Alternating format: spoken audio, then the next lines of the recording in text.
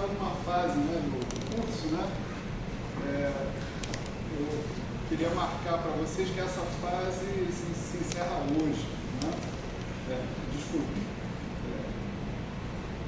essa fase ainda não se encerra hoje, mas na verdade a matéria da prova, né, a gente pode chamar isso de fase, né, também, né, a fase correspondente à primeira prova se encerra hoje, essa sim, né, com essas notas de aula que vocês têm,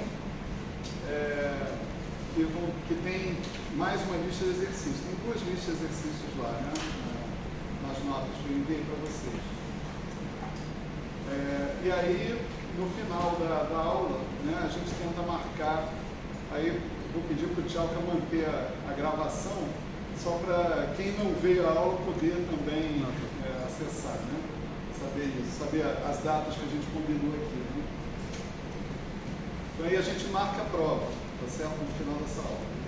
Como eu disse antes, né, sossego, né, porque não é assim, acabou a matéria, prova semana que vem, não é nada disso.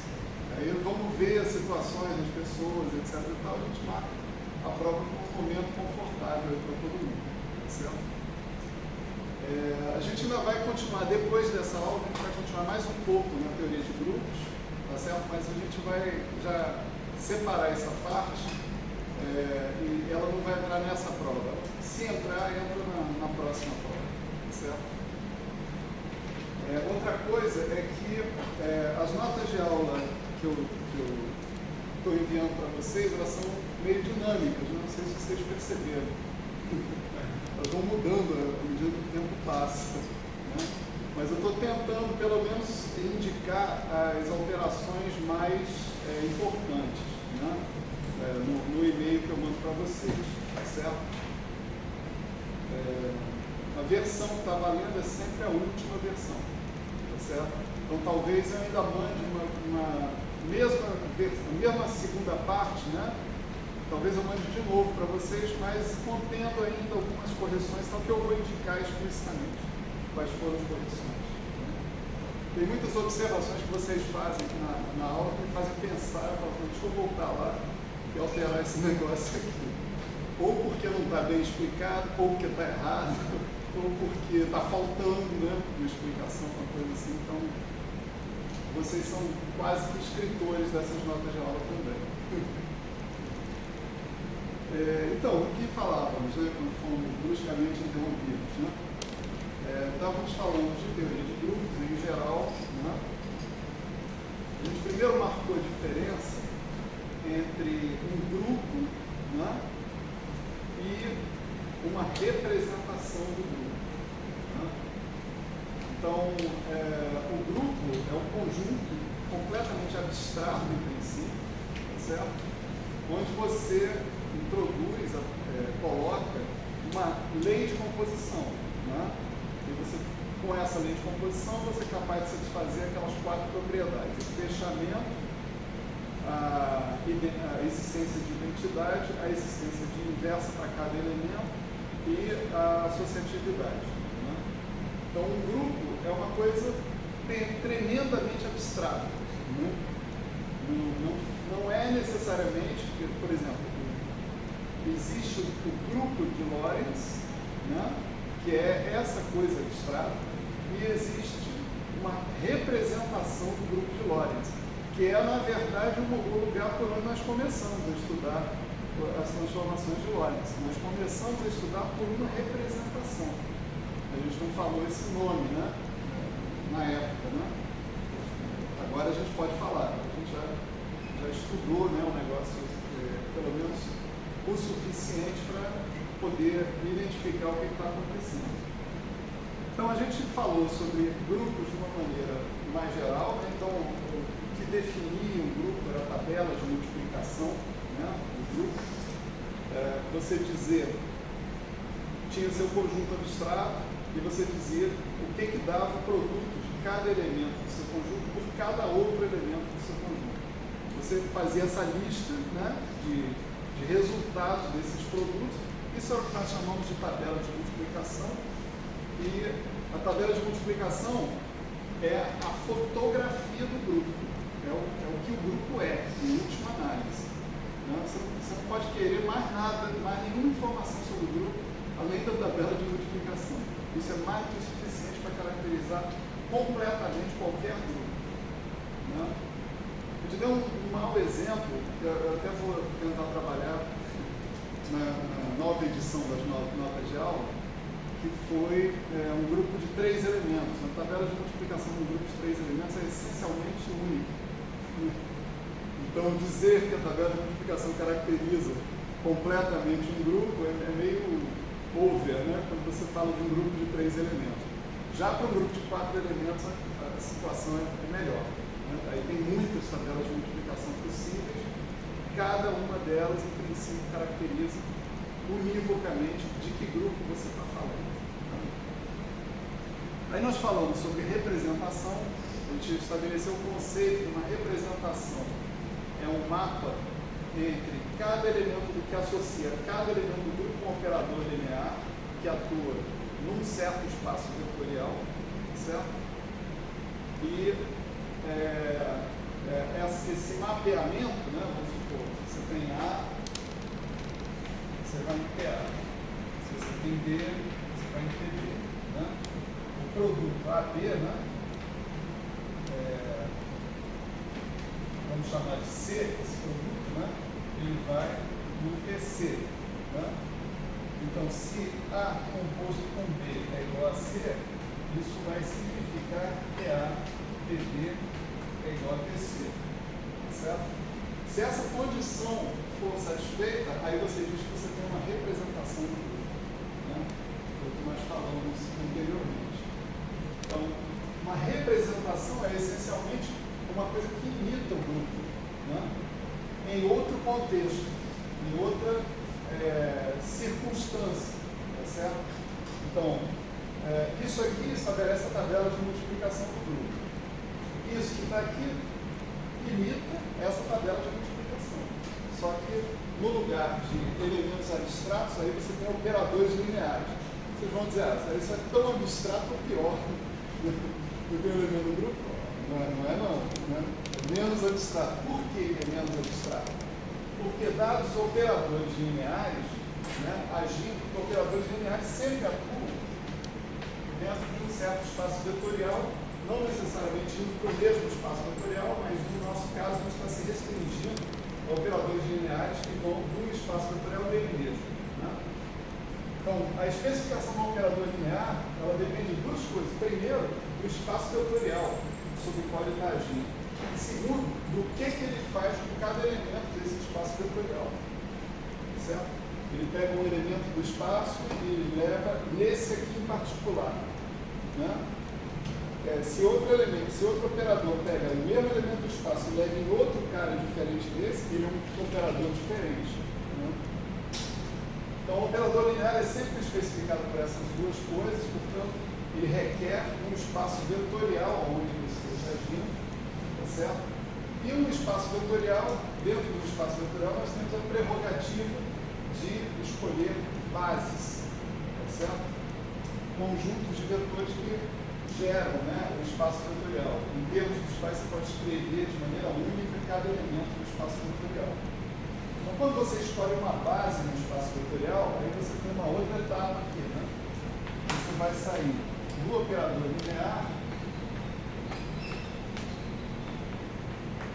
para uma matriz associada com esse operador linear e com a base que você escolheu. Tá certo? Essa matriz, ela depende de duas coisas: de que operador você está falando e de qual base que você escolheu.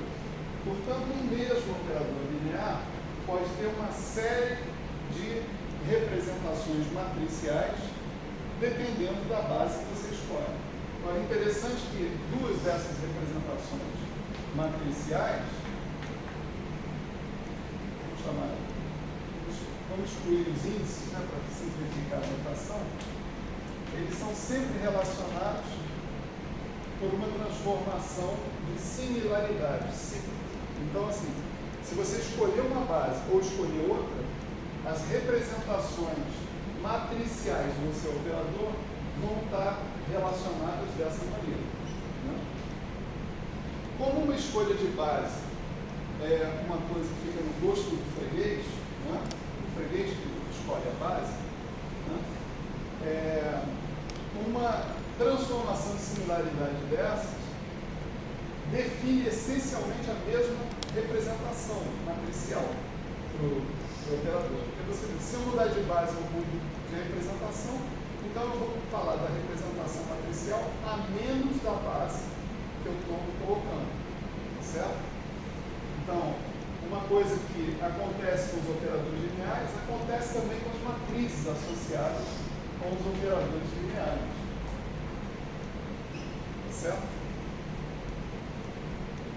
Nesse sentido, se você quiser, você pode pular direto dos elementos abstratos para a representação matricial. Às vezes você vai perder justamente essa coisa da base. Né? Interessante passar pelos operadores lineares para você ver que ainda tem um grau de liberdade para você escolher essas matrizes. Né? Falamos também sobre representações redutíveis e representações irredutíveis. Né? Falou sobre, dentro do contexto, né, já das matrizes, se você encontra matrizes, né, que estão numa forma diagonal de bloco, né, aqui tudo zero,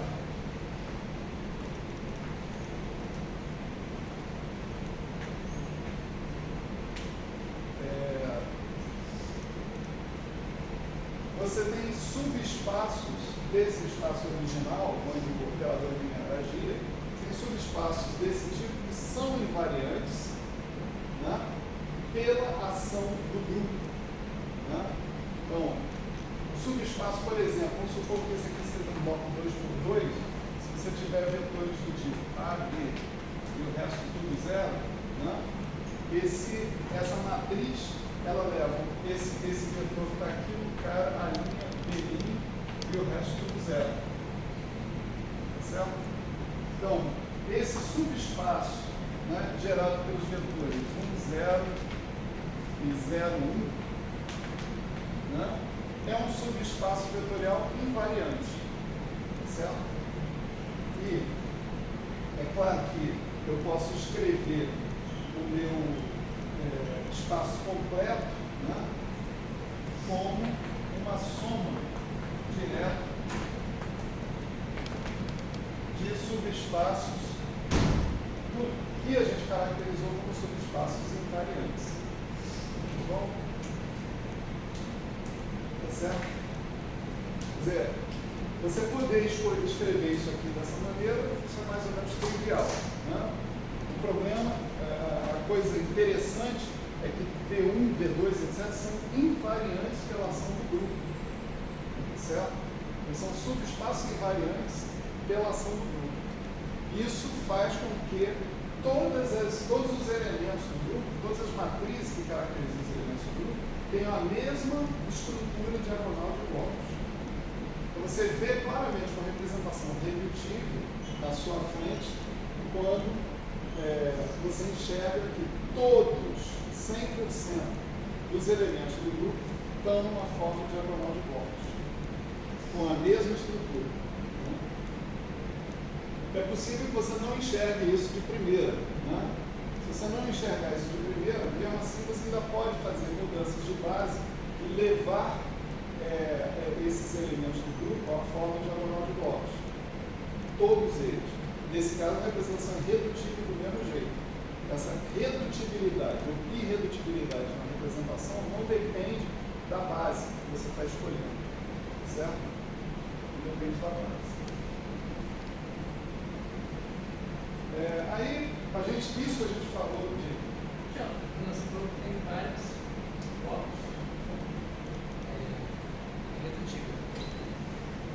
Agora, em cada bloco eu podia analisar cada bloco. Aí eu não posso ter uma representação que é só. Como você chamou? Espaço. Eu posso pegar. Invariante. Eu posso pegar cada bloco e analisar. Aí eu vou ter agora só um bloco. Só uma diagonal.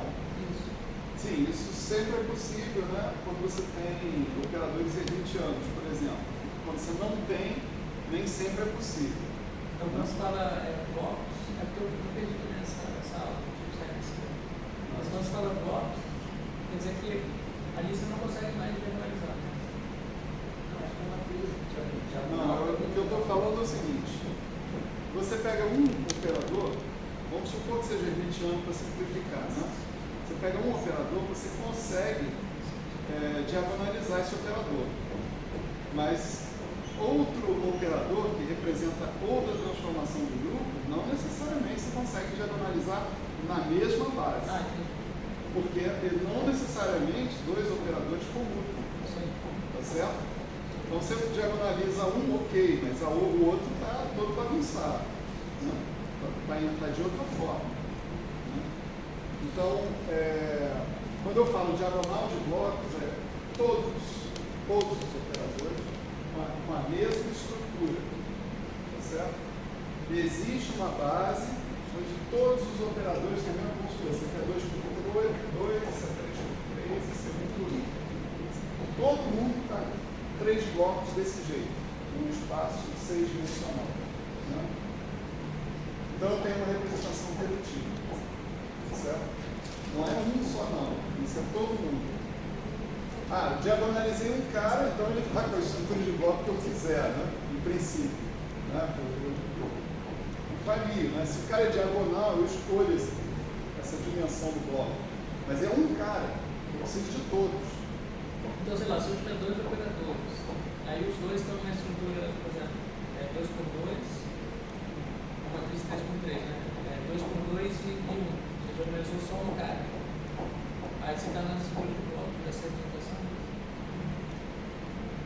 Tipo, os dois operadores eu coloco assim, né? Eu só consigo diagonalizar um cara. Então, eu vou ter 2 por 2. 2 é o número total de elementos do seu grupo?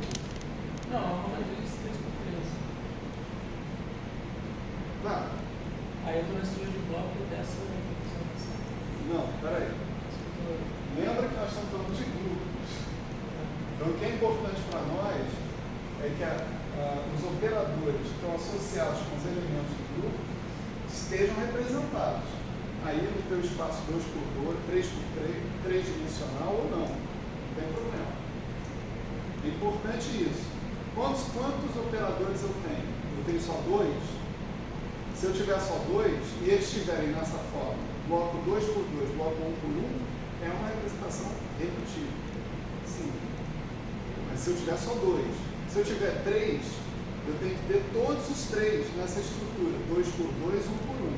Se um deles não estiver nessa estrutura, eu não tenho certeza se eu estou numa representação redutível ou não.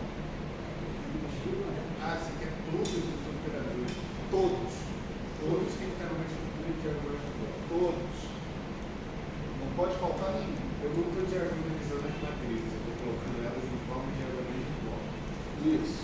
Aí você pode. Isso não é diagonalizar as matrizes. É bem diferente, tá? Mas Aí simplifica, né? Você pode dar um problema, a princípio 3 por 3, um problema unidimensional, mais um problema 2 por 2. Isso. Separados.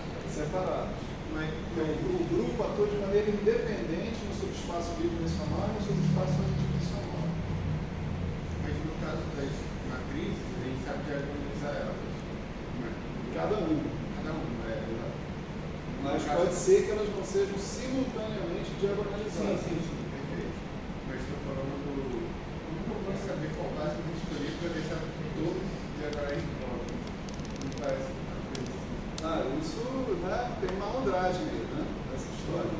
Tem Rapaziada da matemática desenvolveu truques aí para fazer essas coisas. Né? Parece uma coisa mais aleatória, né? Não é tão aleatório assim não.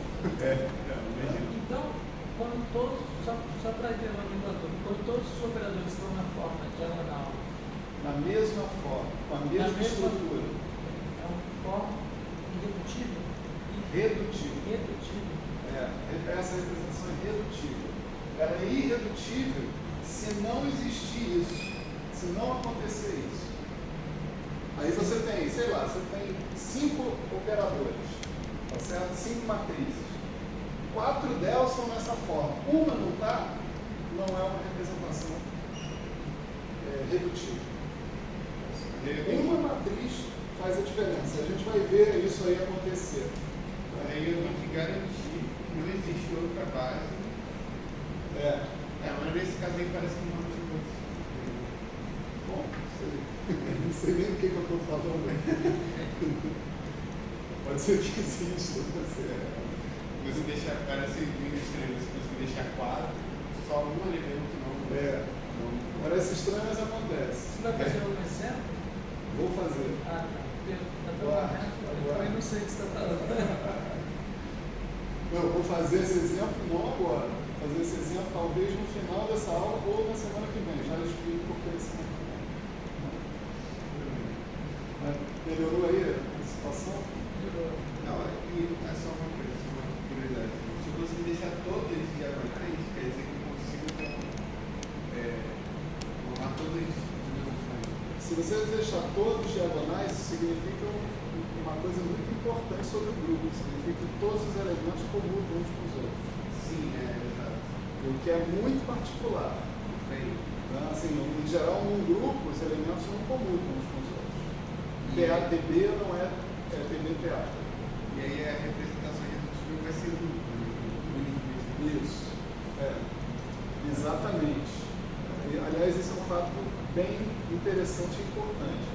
Se você tiver um grupo abeliano, ou seja, um grupo onde todos os elementos comutam entre si, como eles comutam entre si, numa representação matricial, todos eles vão poder ser diagonais ao mesmo tempo.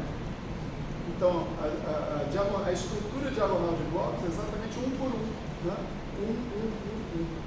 Então, a representação irredutível de um grupo abeliano é unidimensional. Irredutível ou redutível? Irredutível. Porque todo mundo vai ter essa estrutura aqui. Qual é a estrutura diagonal de blocos? Todo mundo tem. Todo mundo é diagonalizado, né, simultaneamente, na mesma base. Então, é um bloco um por um, um por um, um por um, um por um, um por um. Isso é redução irredutível? Essa aqui é redutível. Redutível. Essa aqui é redutível. Sim. A irredutível é essa aqui. Vamos lá. As representações irredutíveis de um grupo abeliano, ou seja, aquele onde os elementos comutam uns com os outros, são unidimensionais.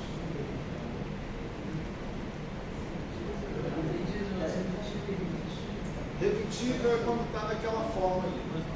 Ou, que é em particular a forma como está aqui. Redutível. Essa representação, essa matriz, sei lá, 1, 2, 3, 4, 5, essa matriz 5 por 5, está numa representação redutível, 5-dimensional. Essa representação é redutível. Agora, se você pegar esse pedacinho da matriz, isso aqui caracteriza uma representação irredutível, unidimensional. Todas as matrizes são diagonais, lembra disso? Porque todo mundo comuta com todo mundo. Então a estrutura diagonal de blocos é uma estrutura de blocos um por um. Então, mas como que eu defino tipo assim, se a dimensão não for, se for, sei lá, 3 por 3. Quer dizer, aí eu consigo deixar todos os operadores em blocos 3 por 3. Ou algum funciona menor sem ser único?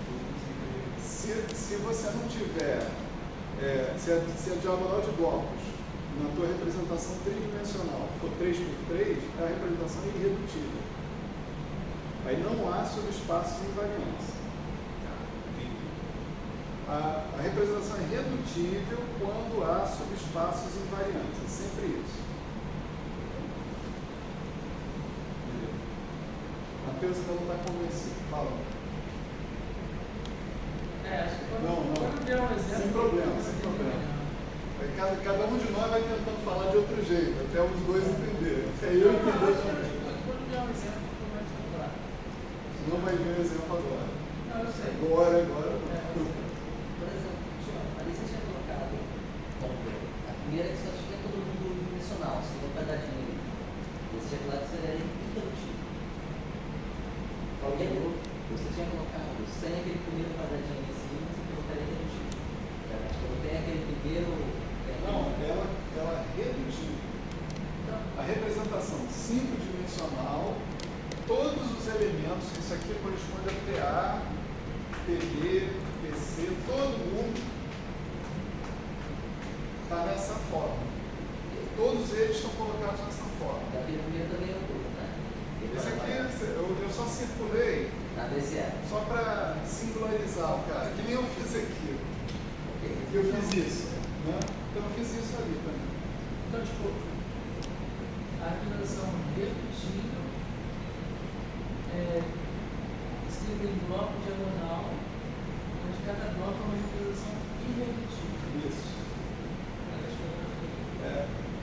Aí como cada bloco atua num subespaço, levando esse subespaço nele mesmo, a regra da representação vai se aplicar dentro de cada subespaço. Então cada subespaço vai ter uma representação, uma sub-representação ali. Ali a gente tem o quê? Uma representação 6-dimensional. Eu tenho uma representação bidimensional, uma tridimensional, uma unidimensional. Cada uma delas é irredutível.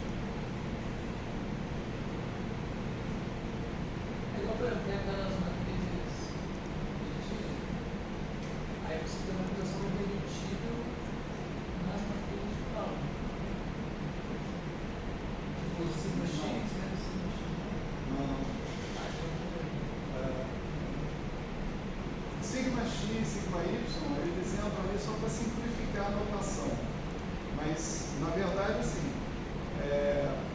se você olhar as matrizes de Dirac, a gente vai falar disso, tá? Com toda calma, né? Essas matrizes não estão nessa forma diagonal de blocos. E elas são também uma representação de uma álgebra, que é a álgebra de Clifford. Né? Mas tudo bem, se aplica essa denominação redutível e irredutível, se aplica isso plenamente. Né? E a mesma coisa, a mesma álgebra vai ser satisfeita dentro de cada subespaço. Então você não consegue colocar todas as matrizes de gama de Dirac nessa forma, diagonal de blocos. Você não coloca. Você bota uma assim, você bota uma assim, mas as outras estão na antidiagonal. Acho que era uma coisa assim. Ok? Você tomou o lugar do Matheus. Foi com a cara ruim. Estava pensando na estrutura, por exemplo, ali eu tenho uma matriz 2x2, ali o operador 2x2, ele não necessariamente precisa ser, ele por si só não precisa ser diagonal. Não. Ele pode, por exemplo, contando que todos os operadores, por exemplo, eles fossem antidiagonais, isso ainda seria diagonal de bloco. Isso. Certo? Certo. Tá, então acho que eu vou melhor o que está acontecendo. Não, aqui nessa história aqui, pode acontecer o que tiver que acontecer. Portanto, que todos têm a mesma estrutura. Mas vamos supor, um dos operadores do grupo é diagonal, tem AB. Agora, outro operador do grupo tem uma antidiagonal. Pronto. Tem. O problema é, se todo mundo tem a mesma estrutura, aí o cara é redutível. As matrizes de Dirac é uma estrutura dessa. As matrizes de bloco são redutíveis. As matrizes de Bloch também. Sigma Z é diagonal. E daí? Sigma X e sigma Y são antidiagonais. Certo? Eu sempre ouvi esse nome, redutível, e eu nunca entendi isso. Agora eu estou pensando. Dá uma olhada na aula anterior, que a gente discutiu bastante esse assunto. Né? Teve muitas dúvidas e tal, acho que pode ajudar também. No vídeo, né, da aula anterior.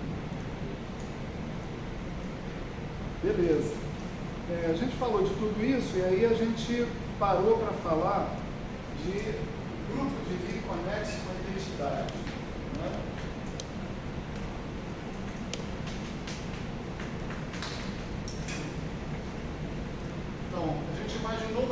situação onde os elementos do grupo eles não fossem indexados de maneira discreta, por um conjunto discreto de índices, 1, 2, 3, 4, A1, A2, A3, A4. A gente imaginou uma situação em que os elementos do grupo fossem indexados por um conjunto contínuo de índices, tá certo? Então, A1 pode variar, sei lá, dentro de uma faixa A até B, né? A2 pode variar numa faixa de C até B, assim por diante, vai variar continuamente, né? E a gente supôs que a identidade, né, tivesse atribuída ao conjunto de todos os valores zero, tá certo? A gente conseguiu mostrar que a inversa de um determinado elemento, dado que a identidade está atribuída ao zero, esse A de A está atribuído, A menos 1 de A está atribuído ao menos A, tá certo? Essa parametrização da identidade é uma opção, é uma coisa que você pode fazer. Você pode fazer isso ou não fazer isso. Se você fizer isso, isso aqui acontece. Se você não fizer isso, isso aqui não acontece, tá certo? Mas isso daqui é o usual e comum, né? Todo mundo faz. As razões ficam claras quando você vê o mapa exponencial, né? E a gente observou o seguinte, a gente observou que a lei de composição do grupo, do grupo contínuo, né? Ela assume essa forma aqui, né?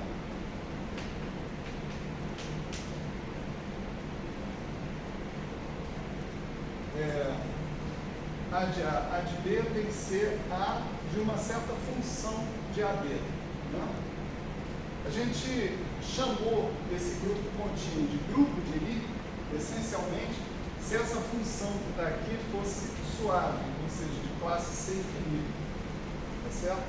Aí a gente já está dentro de grupo de Lie, que é diferente. É uma coisa particular disso daqui. Isso aqui é geral.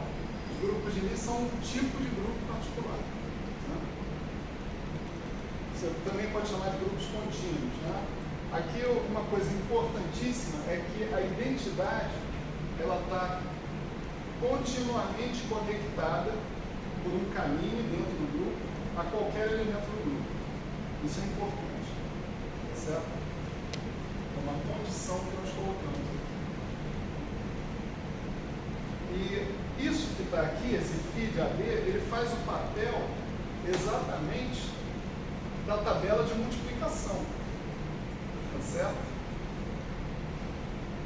Tabela de multiplicação você sabe escrever quando você tem um conjunto discreto de elementos. Quando você tem um conjunto contínuo, você não sabe escrever a tabela de multiplicação. Você não pode colocar infinitos contínuos elementos numa linha, infinitos contínuos elementos numa coluna e sair fazendo o produto deles.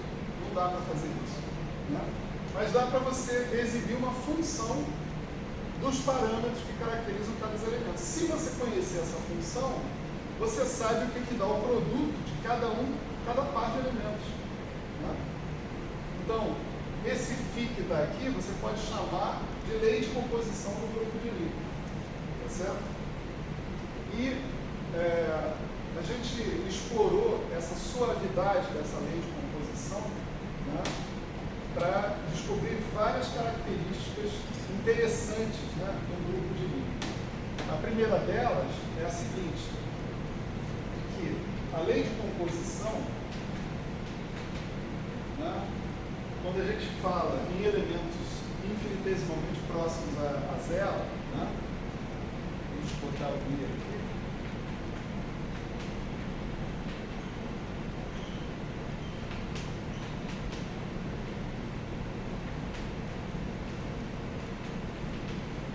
Ela assumiu uma forma como essa, onde esse FIJK era menos D2Φ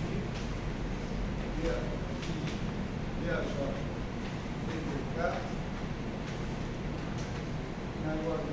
Isso aqui é o coeficiente da expansão em segunda ordem, da série de Taylor, tá certo? Essa função φ. Tá? O interessante aqui é observar o seguinte: a terceira, a quarta, a quinta, isso é uma informação que eu estou dando, né, para vocês. Não fiz essa conta. Né?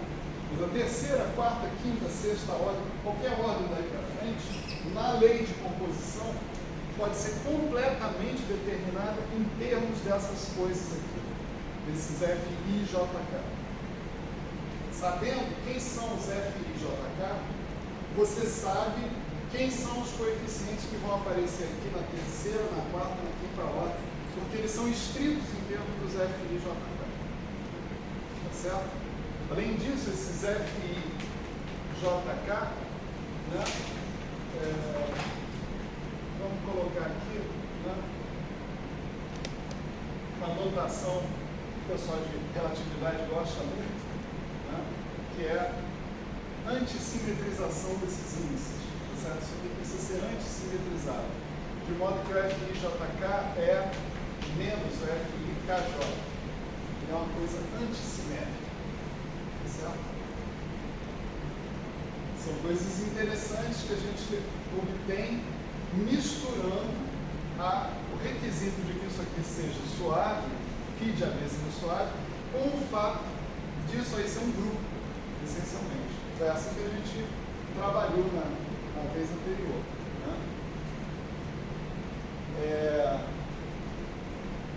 Outra coisa que a gente viu, né, foi que era possível mostrar que para um valor de A genérico, não necessariamente infinitesimal, você tinha um exponencial de I, aí,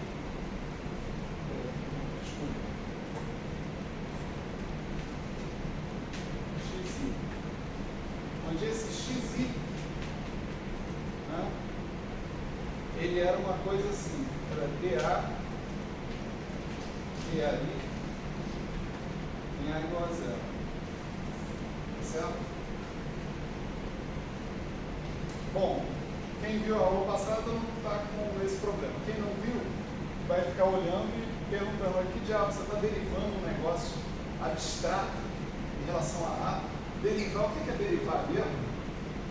Não sei o que de A mais delta A, menos não sei o que de A, dividido por delta A. Mas o que é não sei o que mais não sei o que?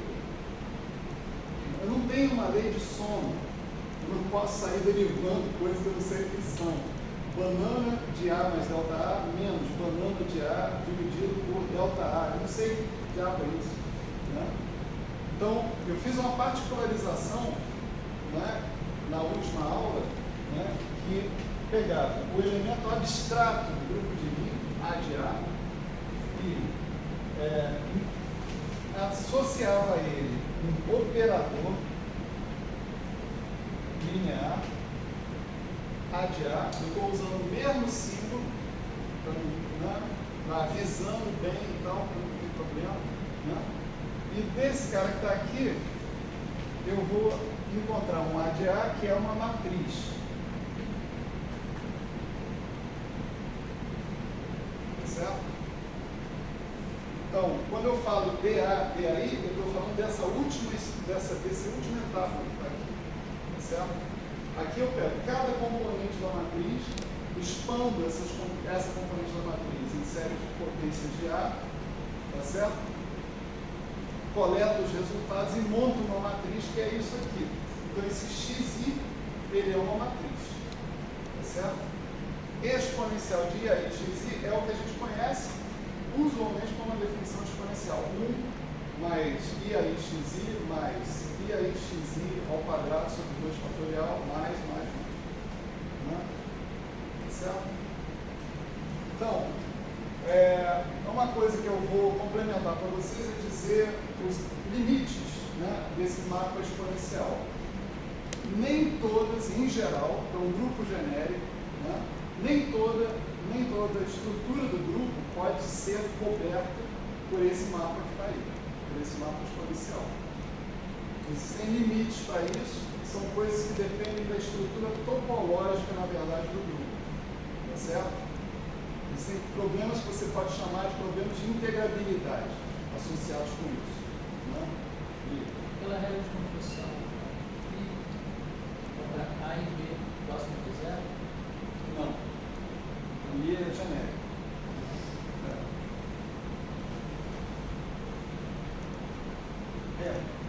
Acho que eu fiz a mesma pergunta aula passada, né? Daquela. Se o A de A menos 1 é igual ao A de menos A, isso valia só para a próxima da identidade do programamento geral, né? Não, isso vale para todo mundo que está relacionado com o X, né? Por essa fórmula que está aqui. Vamos dizer, vai para o domínio de integrabilidade, se tiver isso aqui. Né?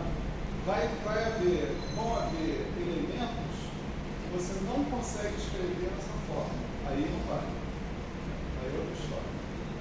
Antes de você chegar na forma exponencial, você tinha só colocado que num sistema de coordenadas a identidade é zero, aquilo sempre vale. Agora, se falar, não vale para todos os sistemas de coordenadas. Vale para os sistemas de coordenadas em que os A's são dados pelo aquele mapa exponencial. Eu não falei sistemas coordenados. Se Se for justo, mas essencialmente é isso. Eu não falei sistemas coordenados. Na verdade, integrabilidade ou não de uma curva, né? A gente fala de curvas. Essa não é uma propriedade dependente dos sistemas coordenados. Isso é uma propriedade topológica. A questão é, aquela coisa do A de menos 1 ser o A de menos A é uma propriedade dos sistemas de coordenadas em que os A's são dados pelo aquele mapa exponencial. Que você coordenaliza o grupo pelo aquele mapa exponencial. Só mais uma vez, não é uma coordenatização disso. Como você está pensando na questão? Eu estou pensando em termos de variedades diferenciadas. Então, eu estou usando a palavra que você está chamando de coordenatização, estou usando no sentido expresso de variedades diferenciadas. Isso não é uma coordenatização. Isso daí é um mapa do espaço tangente, né, no grupo, que ele sempre pode ser definido independente dos sistemas coordenados. Não, sim, só que você... Agora, tipo assim, o que não acontece é que ele não pode ser definido para todo o grupo. Esse é o ponto. Isso depende da estrutura topológica do grupo. Não depende dos sistemas coordenados. Eu insisto nisso.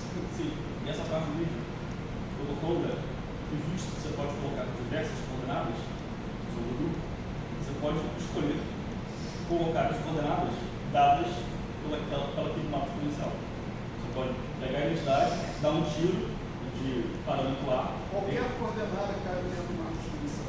E aí, sim, uma exponencial independente de coordenadas. Você pode usar uma exponencial para criar diferentes coordenadas. Não. Como? Não sei como. Você pega, vai na identidade, escolhe uma matriz X, qualquer. Se você dá um parâmetro, um número A, você determina o elemento do número. Você pode ir mudando a matriz, mudando o número, ordenalizando, né, pelos A's.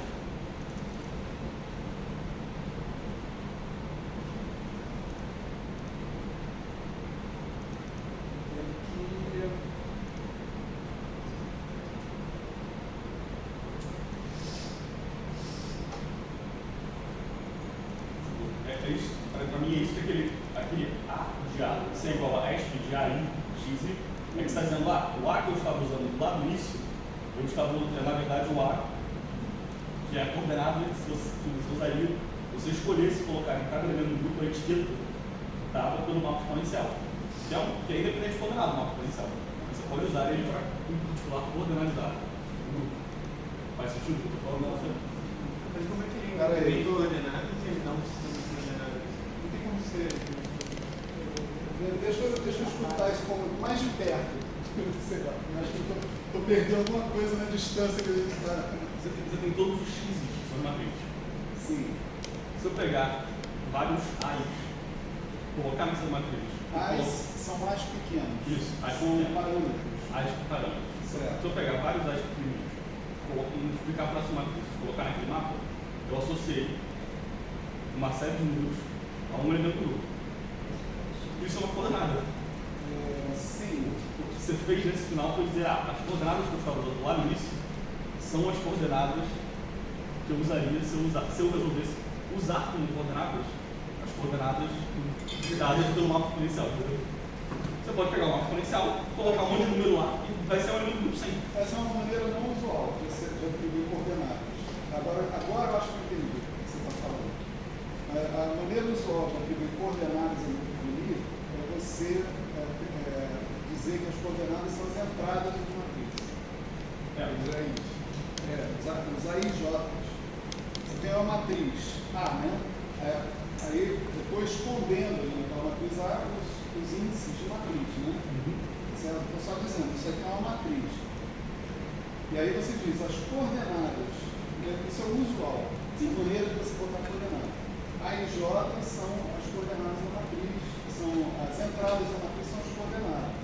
Aí você compensa essa história de, eu preciso de coordenadas independentes, não sei o que, eventualmente dizendo como é que você muda de um sistema de coordenadas para o outro, quando você muda de aberto dentro do teu grupo. Mas essa história de você usar os parâmetros diretamente como sistema de coordenadas, isso eu não tinha visto. Para mim parece que faz sentido. E em particular, aquela coisa do A de A menos 1, o A de A menos 1 ser igual ao A de menos A, só pode ser verdade para esse sistema de coordenadas. Não. Isso não pode ser trabalhar para todos os sistemas de coordenadas, não é possível. Isso não, cara. Claro que é possível. O WASD Claro que é possível. Não, o mapa exponencial não é uma coordenatização. Esse é um ponto. Eu concordo. Eu espero que a gente esteja de acordo. O mapa exponencial não é uma coordenatização. Pensando no mapa exponencial dessa maneira, essa propriedade é válida. Eu vou achar. Eu vou usar outro sistema de coordenadas, completamente diferente. Vou usar esse aqui, que eu estou te dizendo. As coordenadas da matriz A de A são as entradas dela. E o mapa exponencial está valendo. Sim. Do mesmo jeito. Tudo bem. Então, não é uma coordenatização. O jogo ele é muito menor e mais mesquinho do que eu acho que ele é. Tudo bem. Depois eu planejo para o Não, ele é muito maior do que você pensa que ele é. O mapa exponencial é foda. Você está amesquinhando o mapa exponencial. Eu não, eu estou te dizendo, cuidado, não é assim. Não, o ponto do Tarek, assim, talvez a discussão tenha ficado muito hermética aqui, né? Que você pode ver, né, o elemento do grupo de Lie como um elemento de um conjunto que a gente chama de variedade diferenciada. Numa variedade diferenciada, cada elemento tem um conjunto de coordenadas associado com ele. Então você pode falar desse elemento dizendo qual é o conjunto de coordenadas que está atribuído a esse elemento. Né? Que é uma coisa que a gente faz direto, né, na física, em particular, muito especificamente na relatividade geral. Né? A gente dá e muda o sistema de coordenadas o tempo inteiro. Né? Aí, o que costuma ser visto como sistema de coordenadas é o conjunto de todas as entradas da matriz. Quantas coordenadas, então, tem uma matriz 4x4? 16 coordenadas. A1, A12, A13 e assim por diante. O que o Tarek está colocando é o seguinte: de fato, por exemplo, se essa matriz tem certas propriedades, né, que vão reduzir o número de coordenadas independentes, como, por exemplo, o grupo de Lorentz. A gente tem aquela propriedade que caracteriza o grupo de Lorentz, lambda transposto eta lambda igual a eta. Isso reduz o número de componentes, de 16 componentes para 6 componentes independentes. Né? Esses parâmetros são exatamente o número de parâmetros independentes que você precisa para caracterizar a matriz, no final das contas, dado um conjunto de matrizes fixa. Né? Esse aqui é o número de parâmetros. Então, o que o Tarek está propondo é, ao invés de eu usar essa coordenatização de entradas da matriz, eu vou usar uma coordenatização que são os parâmetros que caracterizam a matriz. Essa é uma coordenatização válida, eu concordo com ele. Né?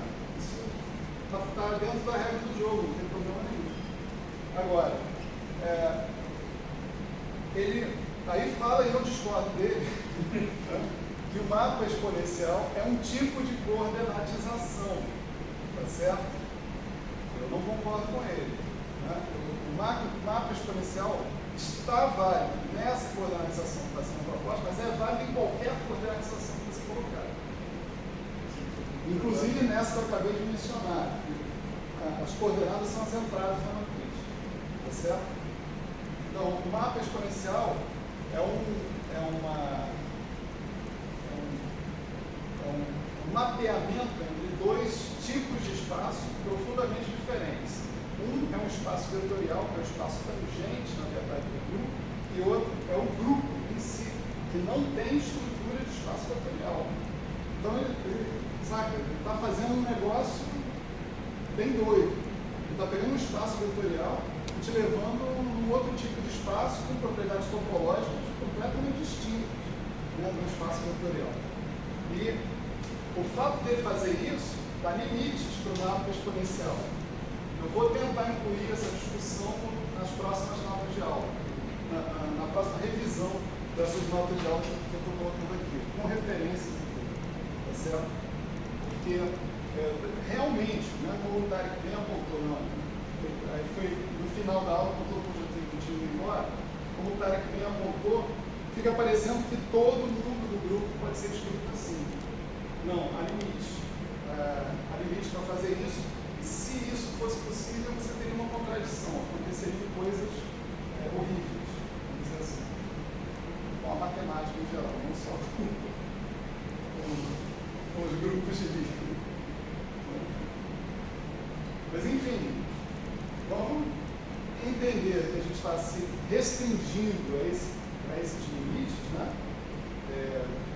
Dentro do conjunto de elementos para os quais essa fórmula pode ser escrita, né? Essa fórmula é extremamente interessante e útil para a gente. Né? A gente viu que a gente pode escrever qualquer matriz que expressa um elemento do grupo em termos de um conjunto fixo de matrizes, né? R matrizes, mais especificamente. Se o A vai até a R, esse cis aqui do x até R também. Então você também tem R matrizes fixas.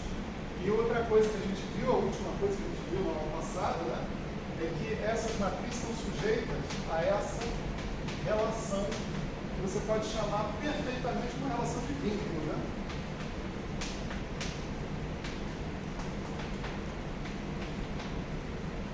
Certo? Essas matrizes são obrigadas a satisfazer isso daqui, onde esses F's que estão aqui são exatamente esses F's que estão ali na lei de composição.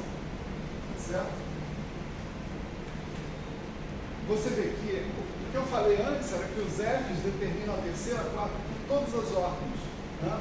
De modo que os F's determinam a lei de composição do grupo. Certo? Então, graças a isso, esses F's são chamados de constantes de estrutura do seu grupo. Certo? Então, isso daqui é uma dedução lógica que a gente construiu na última aula a partir do fato de que a gente estava falando de um grupo de livros, ou seja, um grupo muito especial onde a gente tem uma lei de composição suave, tá certo? Definido sobre ele.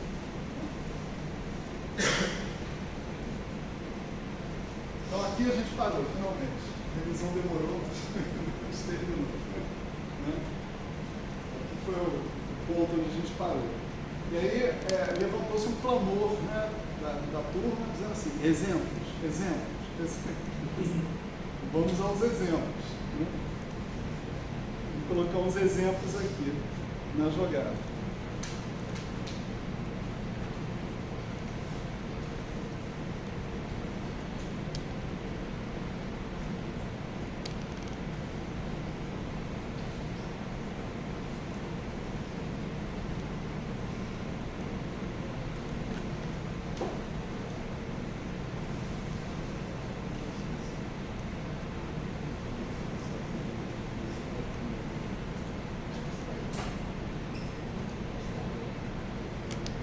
Vamos supor, no primeiro exemplo, né,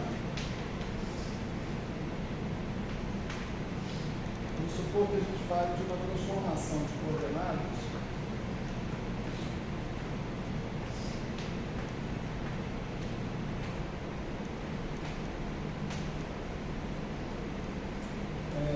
num espaço vetorial de funções escalares, certo? Já defino o que eu estou chamando de função escalar. Né? Vamos supor que você tem aqui um conjunto de coordenadas, x, y, né? E você imagina transformações dessas coordenadas que vão ser funções das coordenadas anteriores e de um conjunto de parâmetros, certo? Muitos subexemplos, né, do exemplo aí de questão, né? Translações, né, por exemplo, rotações, né, as próprias transformações de Lorentz, né, etc.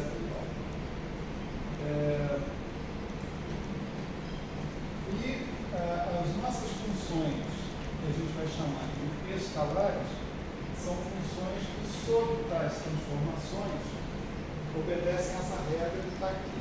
Né? Se linha de x' é igual a psi de x. Certo? Então a pergunta é a seguinte, né? Uma coisa não dita, né? Que esse conjunto de transformações forma um grupo, né? Vamos dizer assim. Né? Para que a gente possa usar tudo que a gente trabalhou, né? Anteriormente. Então, isso que está aparecendo aqui, esse espaço das transformações escalares, a ideia é mostrar que ele forma uma representação desse grupo. Tá certo? Que eu consigo encontrar matrizes, né, associadas com essas transformações de coordenadas nesse espaço vetorial. Tá certo? Vamos ver a característica dessas matrizes aí. Né? Então, o que eu estou procurando de fato vai ser o seguinte, né? Por operadores lineares que vão variar a forma funcional dessas funções escalares em correspondência com essas transformações que estão aqui. Tá certo?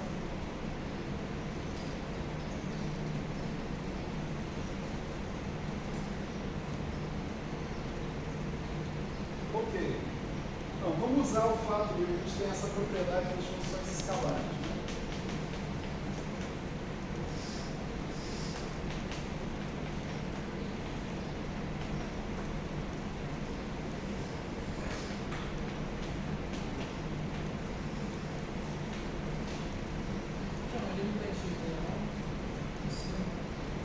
Não. Justamente querendo dizer o seguinte, o que eu vou procurar, né, é um conjunto de operadores, ou um conjunto de matrizes, né, que vão atuar sobre elementos desse espaço, funções escalares, vão me dar outra função escalar diferente. Então, a ênfase aqui é na forma funcional.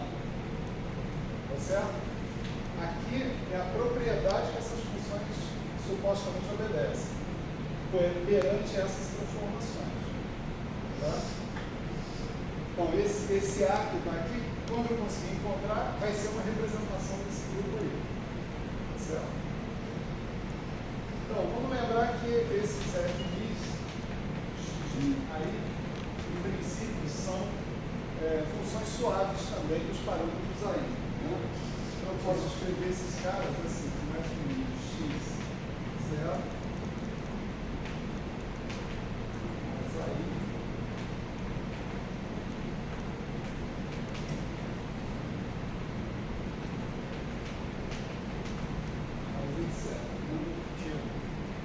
Esse sininho de sininho igual a x, isso é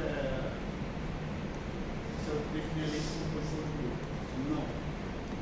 Isso é o que define a arena na qual eu estou trabalhando. Né? já é uma São as funções escalares. Definição de função escalar.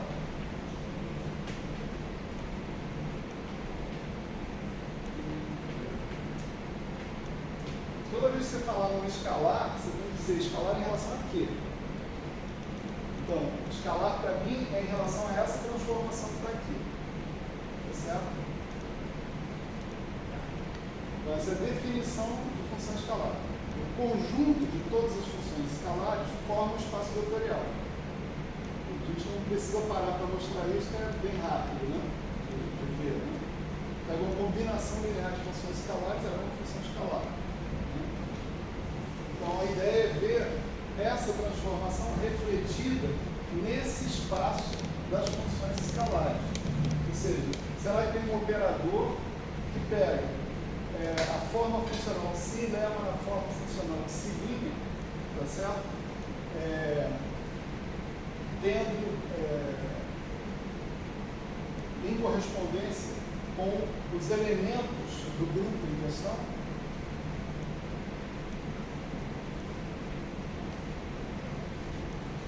Também,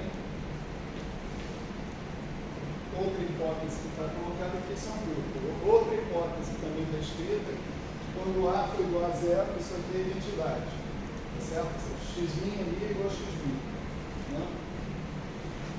Outra hipótese, né? Aí não precisa ser uma hipótese, quando essa parametrização da identidade estiver dada, f de x' menos A é o f é menos 1. Certo? Desculpa que eu tive que fazer o A infinitesimal. Certo?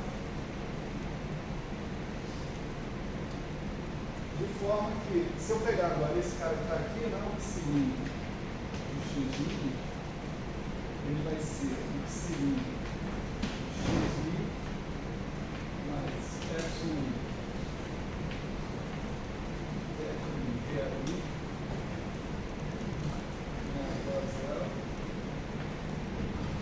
e esse cara que está aqui eu posso expandir também em série de Taylor. Né? Isso vai dar psilin de x mais epsilon defini não igual a zero dmi psilin de x.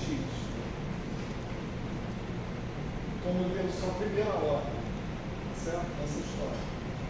Então tem x mais algo infinitesimal, então esse é o psilin de x mais o algo infinitesimal em questão, vezes a derivada do psi. Né? E agora eu posso trocar esse psilin por psi, porque em princípio a diferença entre psilin e psi, para uma transformação infinitesimal, é de ordem epsilon. Se eu trocar psilin por psi, a diferença vai ficar de ordem epsilon 2, então vai ficar na próxima ordem da série de Taylor. Então eu posso trocar psilin por psi sem maiores problemas.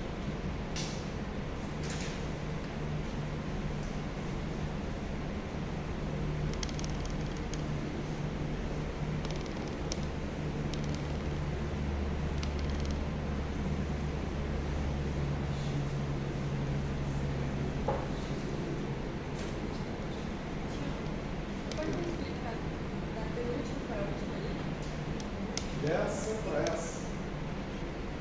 Aqui é só série de Taylor. Né? Você vê, esse cara daqui é como se você estivesse falando de um certo delta mi. Concorda? Epsilon i, DAI. Então você está somando em i. Não tem mais dependência em i aqui, mas tem para cada mi. Então isso aqui é uma coisa infinitesimal, né? Dependente de mi. Então você está fazendo psilin de x' mais delta mi. Então isso é o psilin de delta mi dx' do psilin. Foi? É uma série de Taylor na expansão em Taylor em x. Né?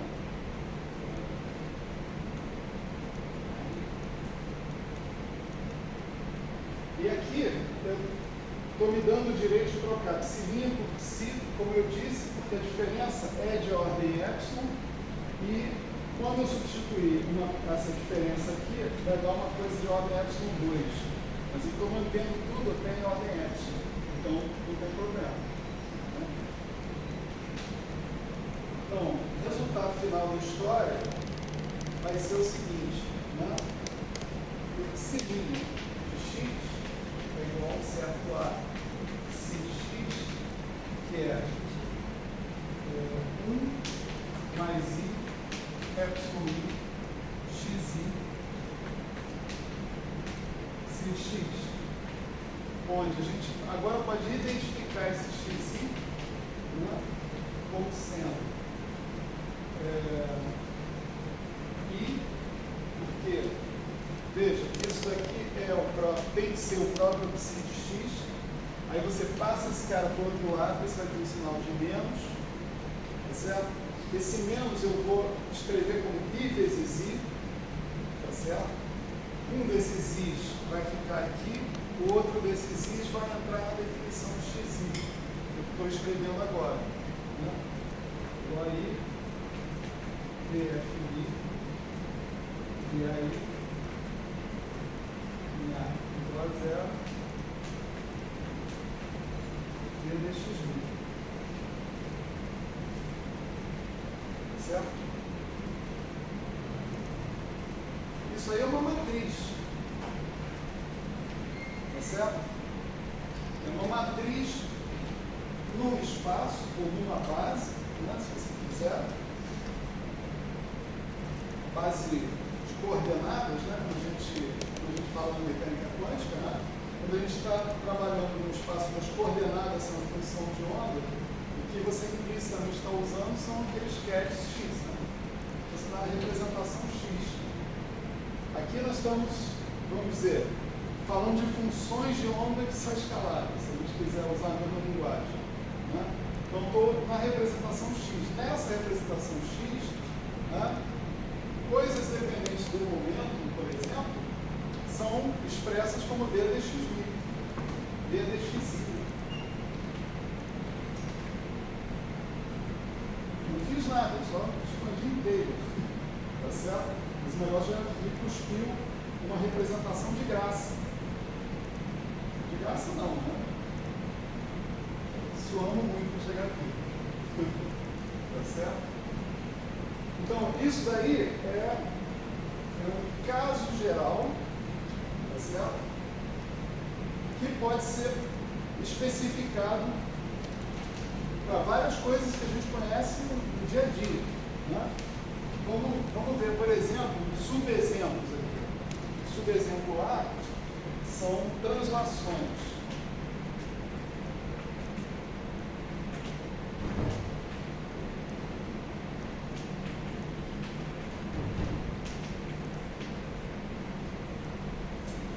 Todo mundo conhece esse tipo de transformação, né? Que a composição de duas dessas transformações é uma translação, todo mundo pode ver claramente, rapidamente, né? O x' é igual a x mais a, x duas linhas é igual a x' mais b, né? Então x duas linhas é igual a x mais a mais b, né? Então, o conjunto de todas essas translações forma um grupo, melhor ainda do que isso, forma um grupo de Lie, né? Para a mi igual a 0, 0, 0, 0, você tem a não translação, então é identidade, né? Para a mi igual a menos a, tá certo? Você tem a translação inversa, tá certo? Para qualquer valor finito de A. Nesse caso, o mapa exponencial vale direto para todo o espaço, né? Então, translações são um subexemplo, né? Ali é um exemplo e aqui é um exemplo do exemplo dentro do exemplo, né? Vamos aplicar, esse daqui é o nosso F, né? É o que eu chamei de FI, de XI, aí, né? Só que esse índice I aqui agora é o mesmo índice espaço-temporal. Eu tenho 4 parâmetros, e os 4 parâmetros estão indexados pelo mesmo índice indexa as coordenadas. Certo? Isso é uma confusãozinha das translações. Né? Vamos aplicar nessa fórmula, então. Né? Como esse índice I é o próprio índice Mi, o gerador que nós vamos obter é um tal de xmi. Tá certo? Então esse cara é I, dFmi, DAI, né? Ou seja, dFmi, dFmi, né? dAmi, em A igual a zero, dxmi. Tive que trocar de índice aqui, né? Para não me confundir. Né? Então, se eu pegar xmi linha igual a xmi mais ami e derivar em relação a mi, eu obtenho delta mi. Né? E o resultado aqui vai ser I de mi.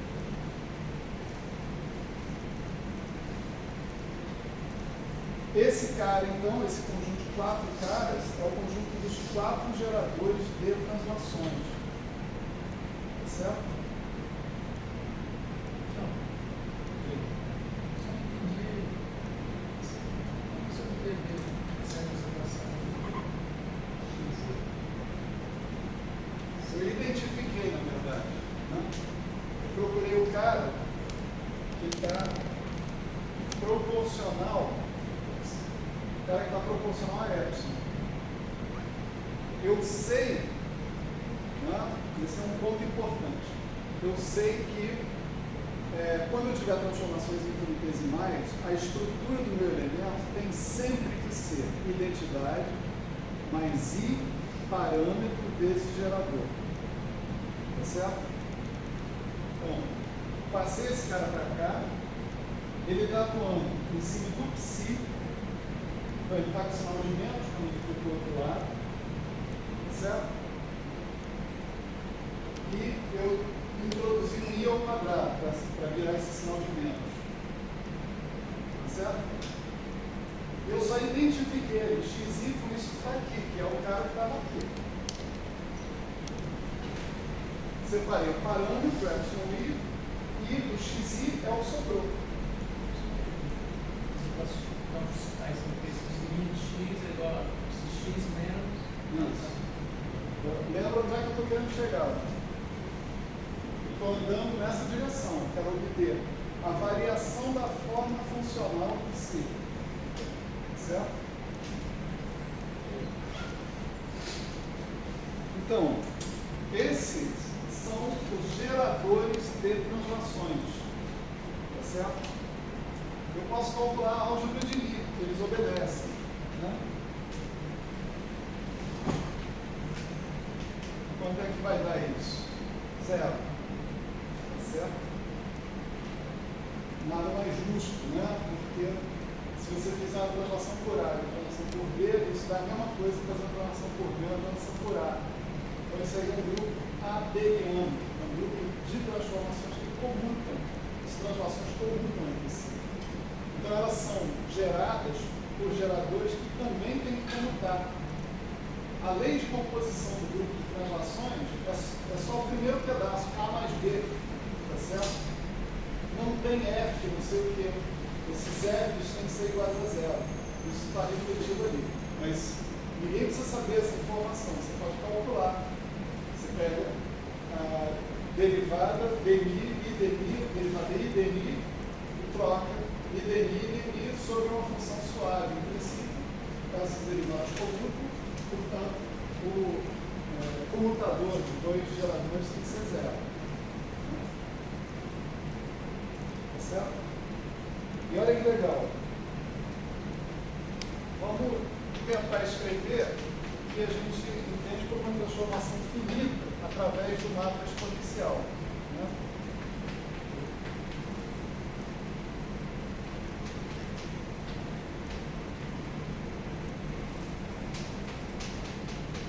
Esses aqui são os geradores, certo?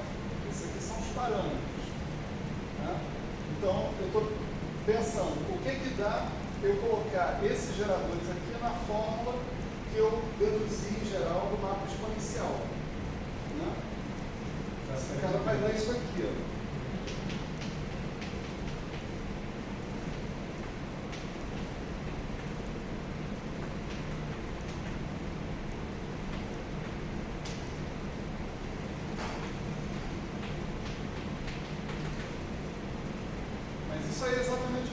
série de Taylor do psi de x menos a, certo?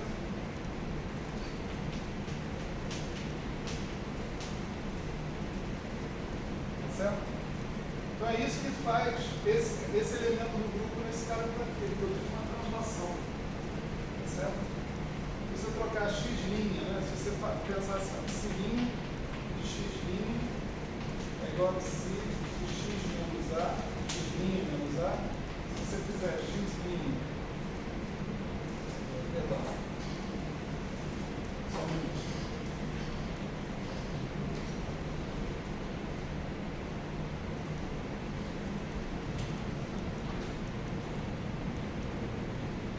Se você fizer x' igual a x menos a, né? X igual a x' mais a, né? Aqui você vai ter psi de x mais a é igual a psi de x, que é exatamente a lei de escalaridade, né? Vamos dizer assim, do psi. Esse cara aqui está, como não poderia deixar de ser, né? Tipo assim, você tem psi' de x igual a psi de x menos a, você fazer a mesma translação, só que de x para x', certo? Não x' para x.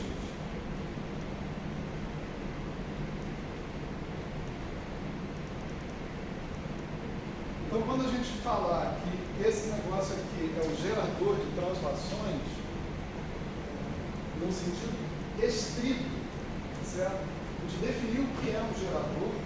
O gerador é um operador que caracteriza em primeira ordem o seu elemento do grupo, né, uma dada representação, né? E o comutador de geradores, em geral, me diz qual vai ser a lei de composição que eu posso esperar que eu tenha um grupo, tá certo? No caso das translações, a gente viu que o assunto todo fecha. Né? Certo?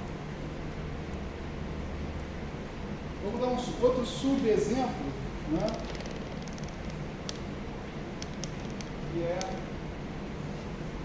o das rotações em duas dimensões.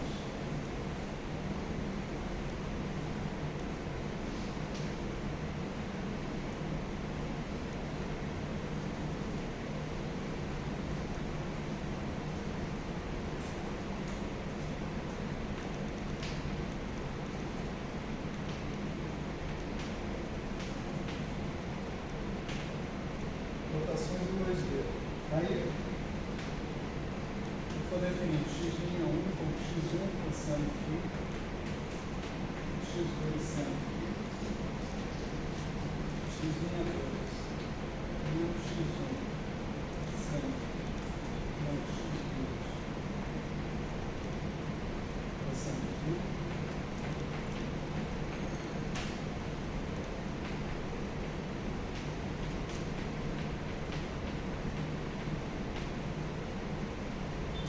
Isso é mais legal porque essas transformações são parametrizadas por um parâmetro e elas estão acontecendo em duas dimensões. Então já não tem a limitação, a história que a gente tinha ali de confundir a dimensão dos parâmetros com a dimensão do espaço, tá certo? Porque a dimensão do espaço é 2, o espaço de coordenadas, né, é 2 e a dimensão dos parâmetros é 1. Né? Isso é uma rotação normal, né, como a gente conhece. Isso é um grupo também, né, bem fácil mostrar. Faz duas transformações em sequência, você identifica facilmente a inversa, a identidade e todo mundo. Né? Então, você tem que se perguntar quantos geradores eu espero obter nessa história.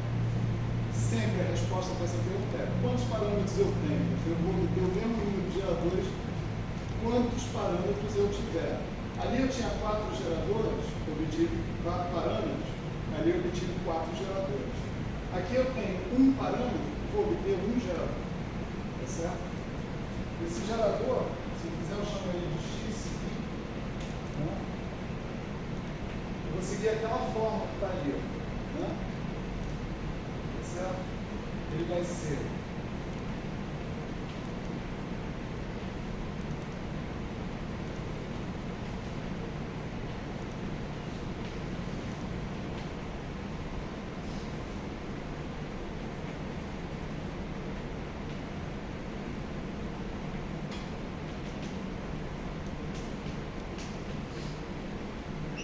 certo?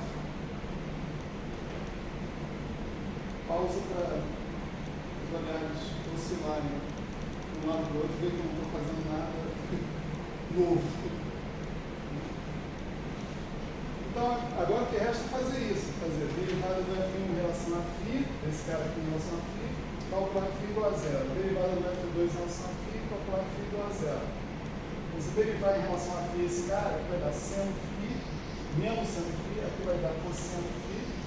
Quando você calcular em φ igual a zero, o seno φ vai embora, o cosseno de φ dá 1, então o resultado é x2, certo?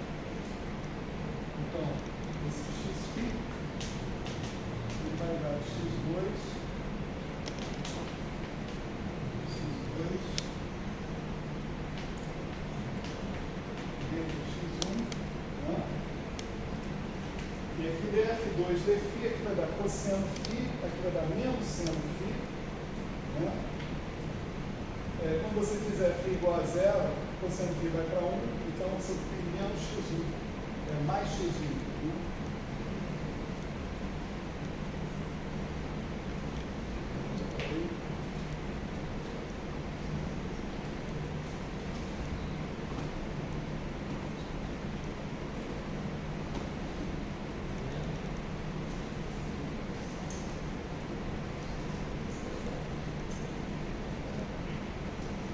Cosseno dá menos x1.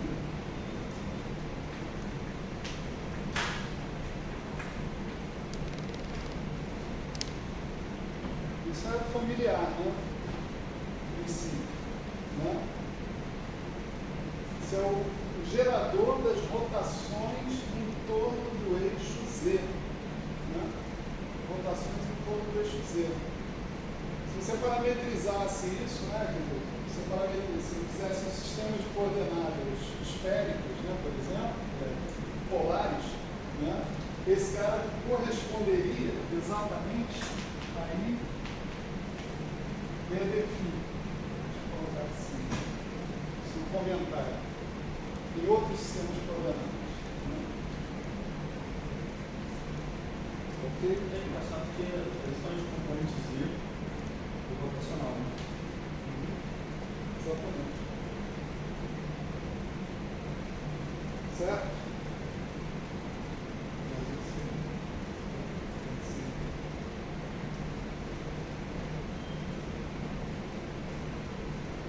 Bom, se você aumentar a história para 3 dimensões, né, aí você pode escrever, por exemplo, 3 rotações.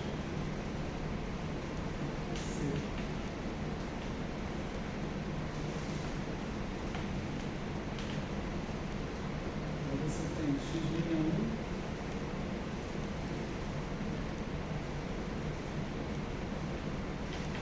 igual a x1 igual a f1 x1 x'2 igual a x2 cosseno f1 igual a x3 seno f1 igual a f2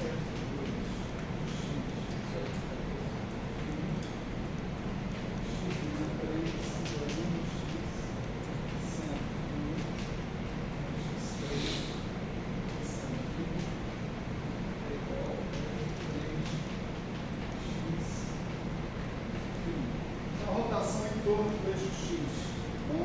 Tipicamente. Se você fizer a mesma conta, você vai obter aqui um gerador TI x3 vezes x2 menos x2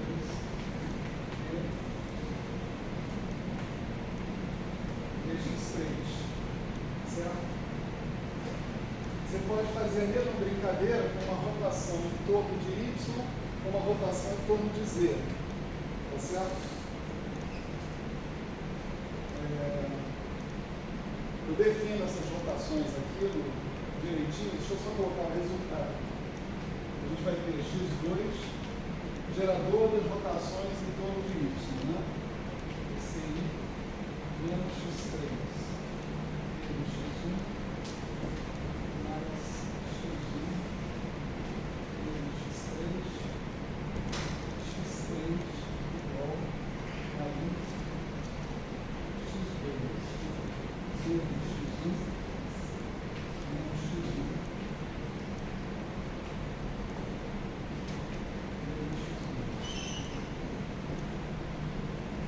Então você tem 3 geradores de rotações independentes em torno de x, do eixo x, do eixo y, do eixo z. Né? Você pode compor essas rotações, certo? E encontrar a rotação mais geral possível que você pensar. Né? E aí você pode se perguntar qual é a álgebra, né, que esses geradores de rotações satisfazem. Né? Essa é uma conta que talvez você já tenha feito se você estudar pelo COR. Né? Lá quando se fala em momento angular, né, escrevendo produto vetorial x vetor p, né, colocando como p h cortado sobre i gradiente, né, vocês encontram 3 geradores de momento angular que são esses aí, essencialmente. E aí você faz a conta, né, do comutador desses caras. Né,